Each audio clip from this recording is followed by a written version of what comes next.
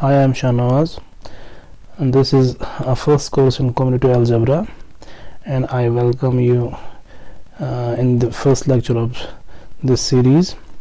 We shall begin this course by reviewing the definition and elementary properties of rings. After this review, we pass on to our discussion of prime and maximal ideals. So we are going to start this lecture with rings and ring homomorphisms. So let us start with the definition of a ring. So this is our definition. So a ring, say a ring A, this is a set with two binary operations, which is equipped with two binary operations.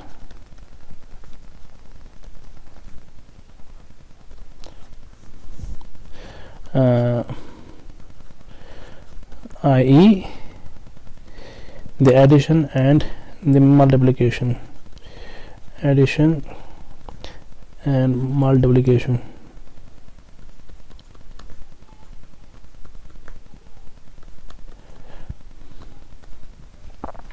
Such that,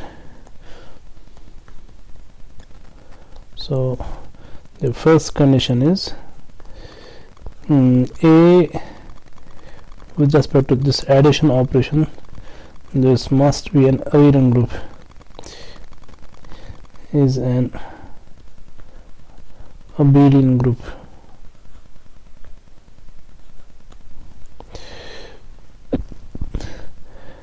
With respect to multiplication, I mean multiplication should be associative and distributive over addition, i.e.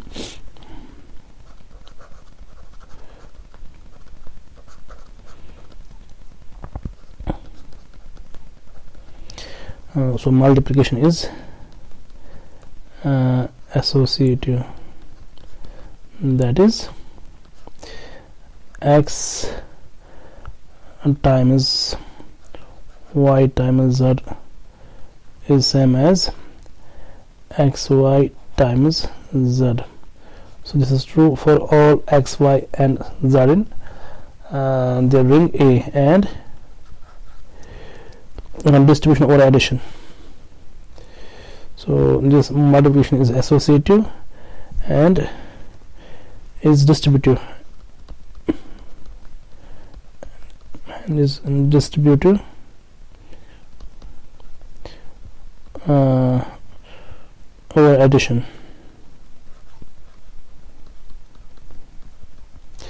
That is x times y plus z is xy plus xz,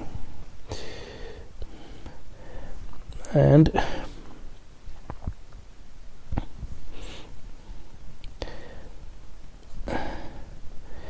x plus y times z is same as x z plus yz.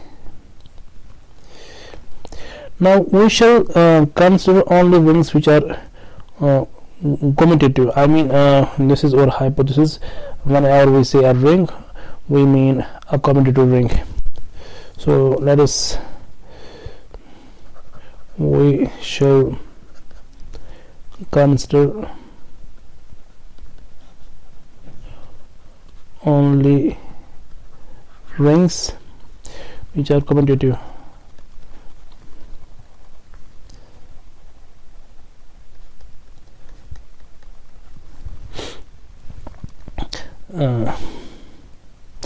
That is, so this is our condition third, that is xy is same as yx. So this is true for all x and y in A, and we shall also assume that there exists say one 1, let us write this a here, 1a, an element in a such that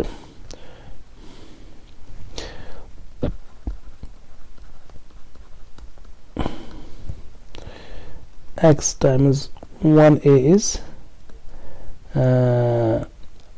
x for all x in a. So where this 1a is called the identity element, or sometimes the unity, where 1a is called the identity element. So throughout this course, the word ring shall mean a commutative ring with an identity element, that is a ring satisfying these actions. I mean the action is 1 through 4, 1 2 3 4. So let's make a remark. So we do not exclude the possibility in this condition 4 that this multiplicative identity might be equal to 0. So we shall include the possibility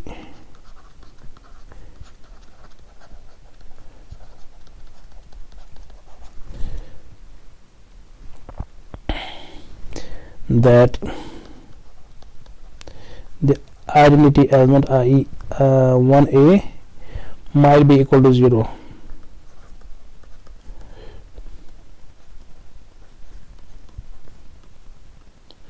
Might be equal to 0. Now this 0 is the additive identity of this ring. So therefore for any x in A, we have this x is same as x times 1a, but we have assumed that this 1a is equal to 0, so this is x times 0, this is same as 0. So and so A has only one element,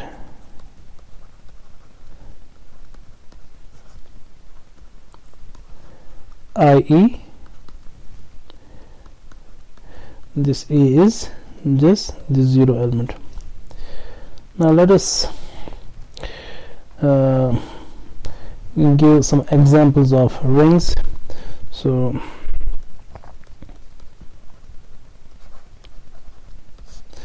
the trivial one is this a ring with only one element, i.e. the 0 element. So first example is 0 element. Second, let us consider the ring Z of integers. So this is a commutative ring with unity, I mean with identity element. So then we have the ring Q of rational numbers, also the ring say R of real numbers. So one can also consider this ring. So let us make it example 5. So if A is any ring, then let us consider this ring AX. So this is actually the polynomial ring which contain the polynomials having coefficients in A. So this is this contains elements of the form A0 plus a1x plus an xn, where this n is in n and these ai's are in a. So here we consider this n to be the set of natural numbers, and in this course we will let n to be the set having 0 element as well. So this is an example of a ring, or one may generalize this polynomial ring to have n variables. So let us consider a. So this is a polynomial ring in n variables, say x1 through xn. So it contains the elements of the form. So let us write its elements in the compact form. So it contains elements of this type, say a. Let us write here I1 through in, and x1 x1 power I1, x2 power I2 through xn power in, while these ij's are in n and this j is in n.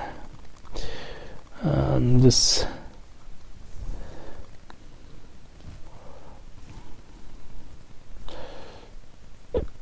so this ij is in n, and this a I1 through in, this is an element of a. So this is also a ring. So we can consider another ring. So let us consider this example. So let S be any set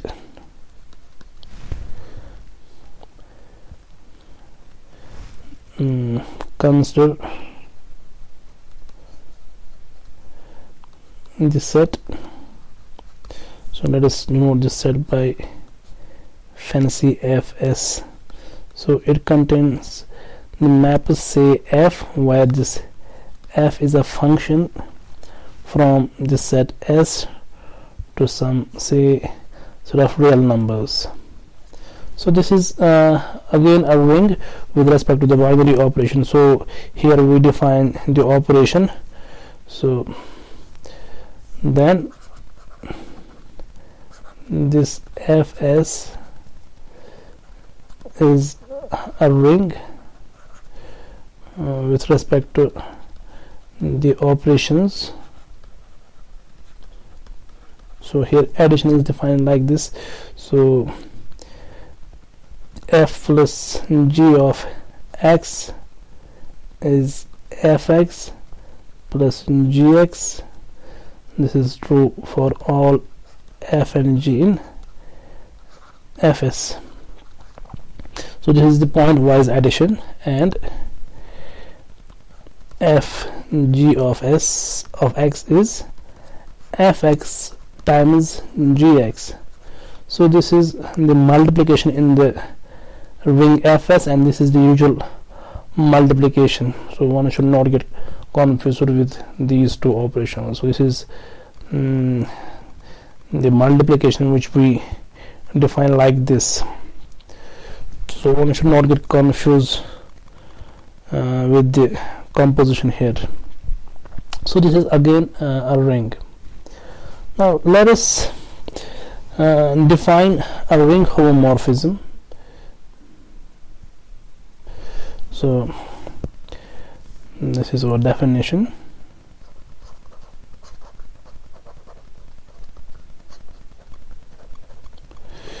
So a ring homomorphism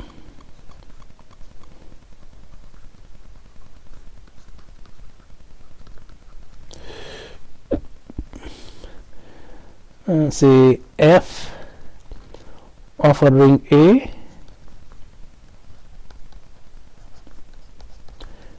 and a ring B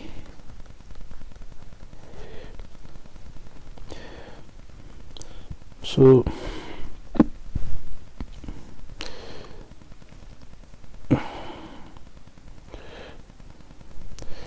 is a mapping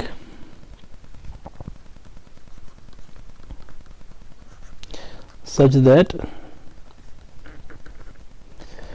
so first condition is f is additive, i.e. f of x plus y is same as fx plus fy. This is true for any x and y in A. Second condition is that f of x dot y is fx dot fy, that is f is multiplicative. So this is again true for all x and y in A. And we write an extra condition here, that is condition third, that is f maps the identity element in A, which is I sub A, to the identity element of B, which is 1 sub B. This is 1 sub A here. So some authors don't write this condition here, but we include this condition here because this is of much use in algebraic geometry and other courses when we study the spectrum of rings. So we do need this condition, so we shall include this condition here. So so a ring homomorphism is from a ring A into a ring B. Actually it respects addition, multiplication and the identity element. Now let us define a subring here. So this is another definition of a subring. So we say a subset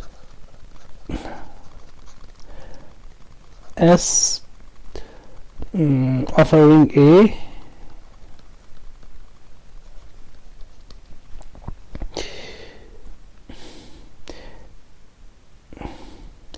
is a subring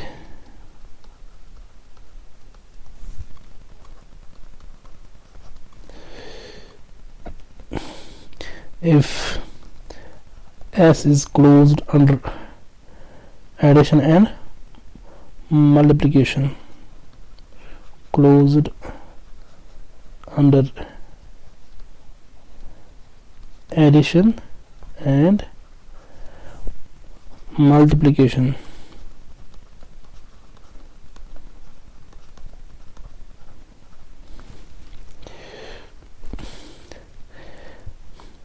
And contains the identity element of A. So why do we need this condition here? I mean the condition that S contains the identity element of A. It is because to make the identity map from A to A homomorphism. Identity map from A to S or from S to A homomorphism. So since we know a homomorphism map is identity to identity, so we can define suppose this is over ring S here and this is ring A here and this is over a homomorphism, which is actually the inclusion map. So this will be a homomorphism only if this S contains the identity of A, or let us make this ring A here, since A is a subset of A. So this inclusion map or the identity map here will be isomorphism only if I maps the identity element here to the identity element here. So that is why we need this condition here, that is S contains the identity element of A. Now let us give some example here. So if we look at the ring R of real numbers, so this contains the ring Q of real numbers.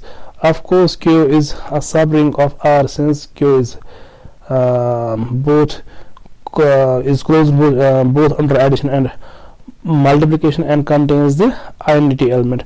Similarly this contains Z, so Z is again a subring of Q, but Z has only one subring, I mean, which is the ring I mean Z has no subring here. So if we look at 2Z, of course 2Z is closed under addition and multiplication, but it is not a subring of Z by this definition, because 2Z does not contain the identity element here. So this is say example first. Now let us look at this example. So let our ring A be the let our ring, or let us consider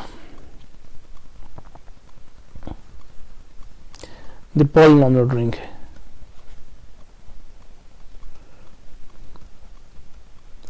Say AX. So then if I look at this set S, which contain the elements of the form x times p of x, where this p of x is in AX, then this is a subring of AX. So one should note here, this S contain all polynomials with constant term 0. So one can write this S here, this is same as polynomials in AX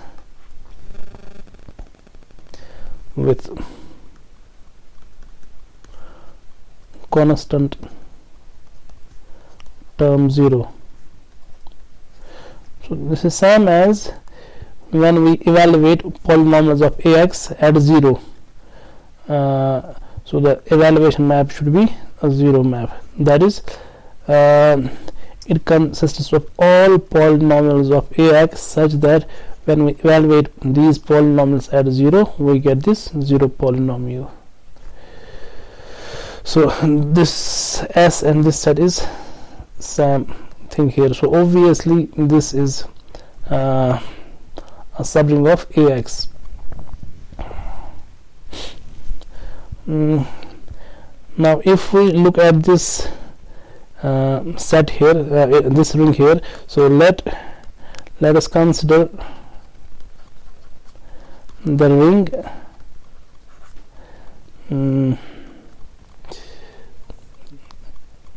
f of say x to be the set consisting of all mappings f's, where f is a map from x to say real numbers. Then if I look at this set, so then for y, so if we let y to be a subset of x, Then for y to be a subset of x, the set, say f of y, which contains all mappings f in f of x, such that this f of y is 0 for all y in y. So all those mappings in fx which vanish at this set here. So this is of course a subring of R.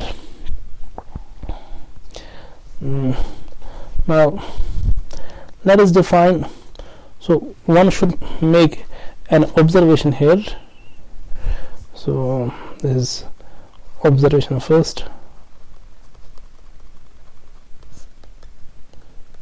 So let f from a to b be a ring homomorphism.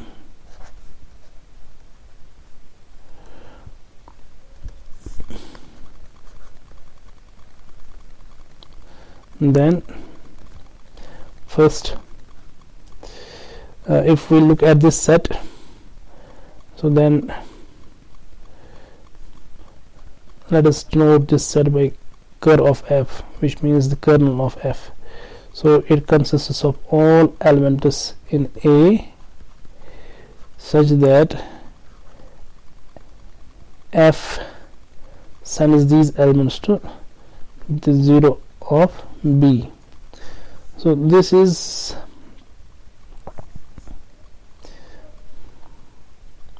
called the kernel. And second, if we look at this set here,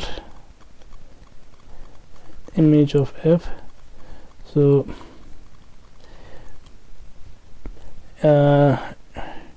it consists of all those elements in B such that this y is f of some element in x for some x in A. So if we relax this condition in our definition, I mean if we relax the condition that a subring consists an identity element of the parent ring, then these two are both subrings. But if we include the identity element in the definition, I mean if we include this condition there, then these two sets need not be subrings. So let us define ideals and quotient rings.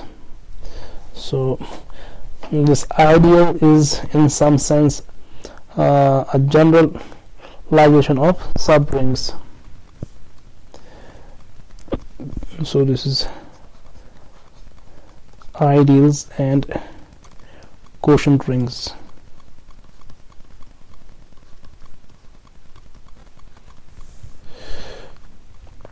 So let us define an ideal. So an ideal,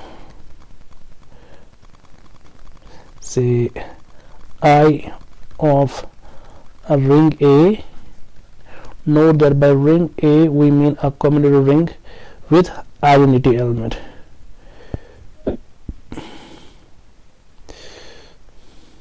So an ideal of a ring A is a subset of A which is additive subgroup of A, and is such that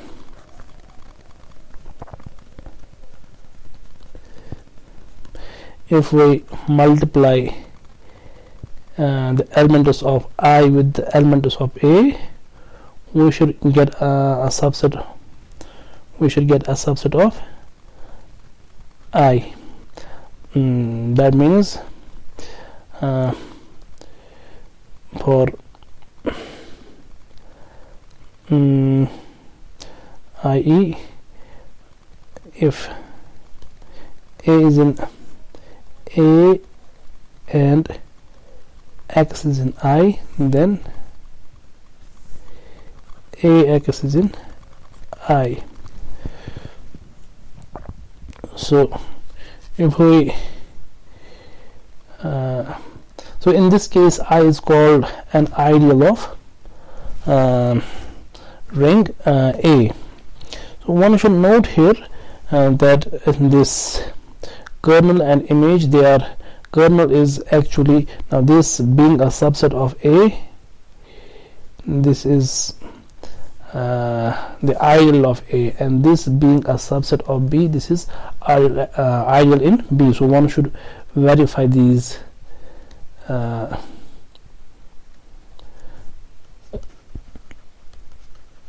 two results here, that the kernel is an ideal of the domain and the image is the ideal of the codomain.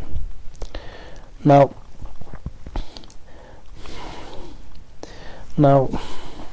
let us do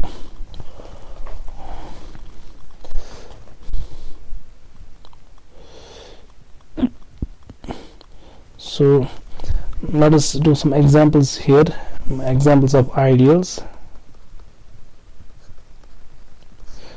So if we look at, so let A be the polynomial ring,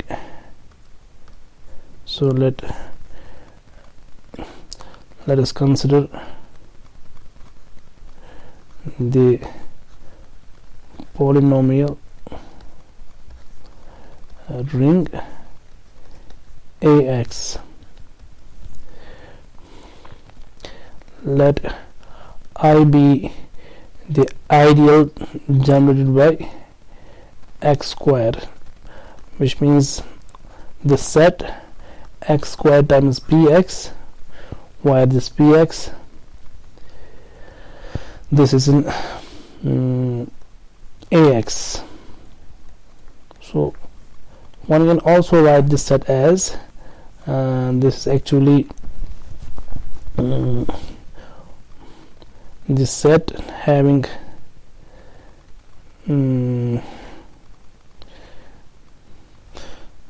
or let us, I think this is enough. So this is an ideal of AX also. So if I write this I1, so then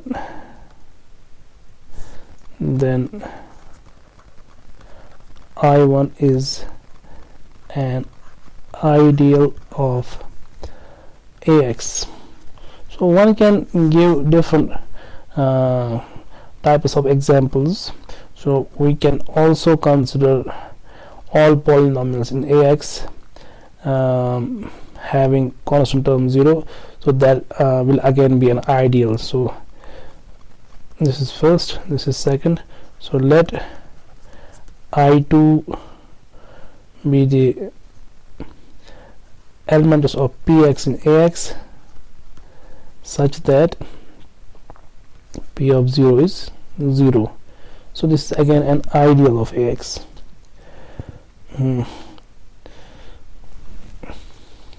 So one can give different types of examples. Now let us define the quotient rings. So if I is an ideal of A, we define a relation on A by like this. So define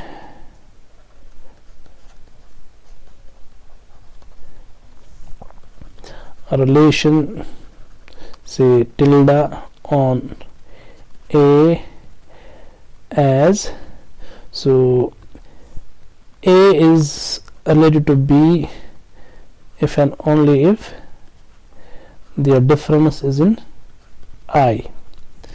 So one can observe this relation is an equivalence relation. So clearly is, so clearly this tilde is an equivalence relation. So this is a trivial exercise.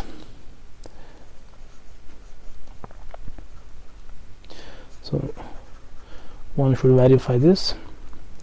So now this tilde being an equivalence relation on A, so we do have a partition of A. So let us denote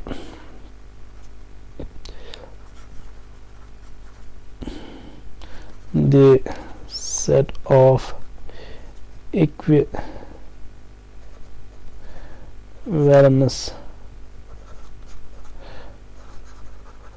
classes of tilde by A mod I, i.e. that is A mod I consists the elements like this. So it consists the classes of A, where A is in A. So one should note here this class of A, so where class of A are those elements of A which are related to A, that is the elements in A such that B minus A is in I. Now I being an ideal, so I being an ideal, it is also a subgroup of I. So using the definition of cosets, so this is same as all those elements in A such that B is equal to A plus I. So that is the elements of the form A plus I. So the class of A is nothing but an element of the form A plus I. So we do not need these brackets here. So this is A plus I. So that means this A mod I consists of elements of the form A plus I such that this A is in A. Now if we define addition and multiplication in this set like this, so define, so let us pick two elements here, so A plus I and B plus I, and let us define their addition to be the coset generated coset given by A plus B, and A plus I times B plus I to be the coset given by AB plus I. So with respect to these two operations, this A mod I is actually a ring. So this is a ring.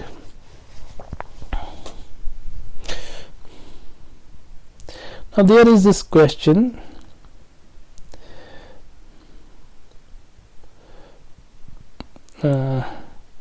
if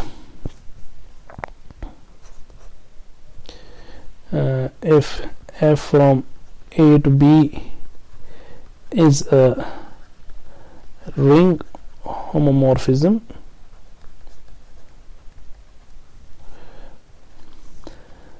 and I is an ideal of A, and J is an ideal of B, then